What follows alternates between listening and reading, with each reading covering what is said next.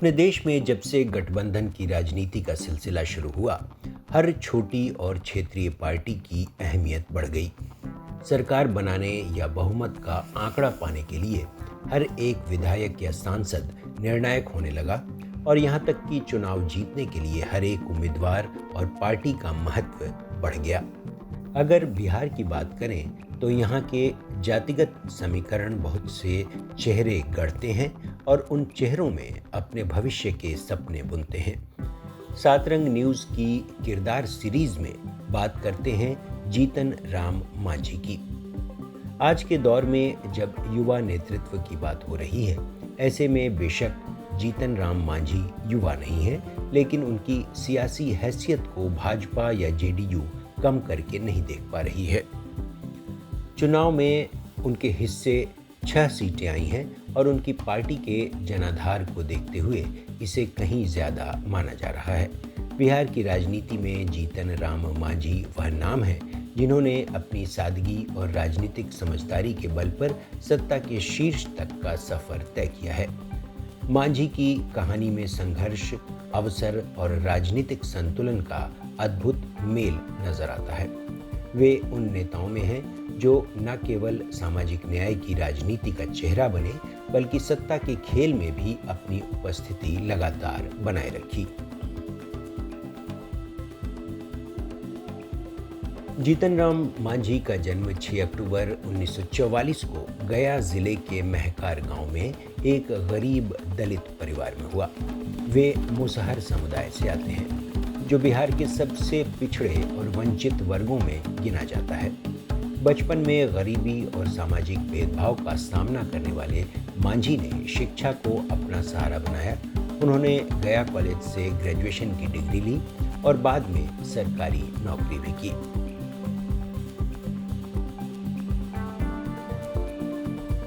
मांझी का राजनीतिक सफर 1980 के दशक में शुरू हुआ, जब वे कांग्रेस से जुड़े। बाद में वे जनता दल के साथ आए और लालू प्रसाद यादव के करीबी सहयोगी बन गए। 1996 में पहली बार विधायक बने और उसके बाद कई बार विधानसभा में भी पहुंचे। लालू यादव और राबड़ी देवी सरकारों में मंत्री पद भी उन्होंने संभाला। जीतन राम मांझी का असली राजनीतिक उत्थान नीतीश कुमार के दौर में हुआ। 1914 में जब लोकसभा चुनाव में जेडीयू को करारी हार मिली और नीतीश कुमार ने नैतिक जिम्मेदारी लेते हुए मुख्यमंत्री पद से इस्तीफा दे दिया, तब उन्होंने मांझी को मुख्यमंत्री बना दिया ताकि दलित वर्ग में एक बड़ा संदेश जा सके। जीतन राम मांझी का मुख्यमंत्री बनना शुरू में तो प्रतीकात्मक ही माना गया, लेकिन कुछ ही महीनों में उन्होंने अपनी स्वतंत्र पहचान बना ली। उन्होंने कई फैसलों में नीतीश के प्रभाव से अलग रुख अपनाया और यही बात दोनों के बीच दूरी की वजह बनी। 2015 में आखिरकार नीतीश कुमार ने उन्हें हटाकर खुद दोबारा मुख्यमंत्री का पद संभाल लिया। मुख्यमंत्री पद से हटने के बाद मांझी ने अपनी पार्टी हिंदुस्तानी अवाम मोर्चा सेक्युलर की स्थापना की। उन्होंने खुद को दलितों की आवाज़ और गरीबों के संरक्षक के रूप में पेश किया। उनकी पार्टी का जनाधार सीमित होने के बावजूद वे राजनीतिक रूप से प्रभावशाली समीकरणों का हिस्सा बने रहे।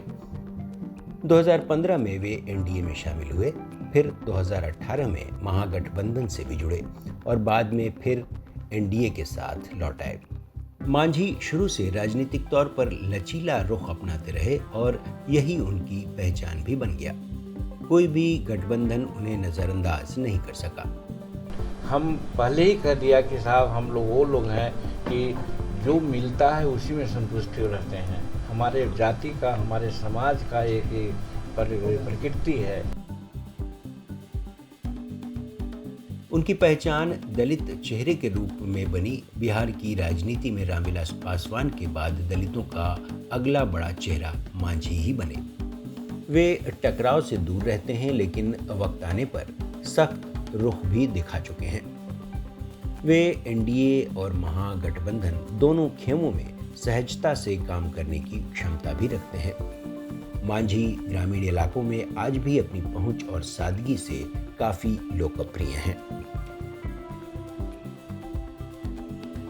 इस बार यानी 2025 के बिहार विधानसभा चुनाव में मांझी फिर एनडीए के हिस्से के रूप में सक्रिय हैं। उनका फोकस सीमांत दलित समाज यानी मुसहर, डोम, भुइया आदि में भाजपा जेडीयू को मजबूत करना है। उनकी पार्टी की सीटें सीमित हैं, यानी कुल 6 सीटों पर उनकी पार्टी लड़ रही है, लेकिन मांझी का प्रभाव दलित प्रतीक राजनीति में निर्णायक माना जाता है। वे खुद चुनाव लड़ें या न लड़ें, लेकिन किंग मेकर की भूमिका से उन्हें बाहर नहीं कहा जा सकता।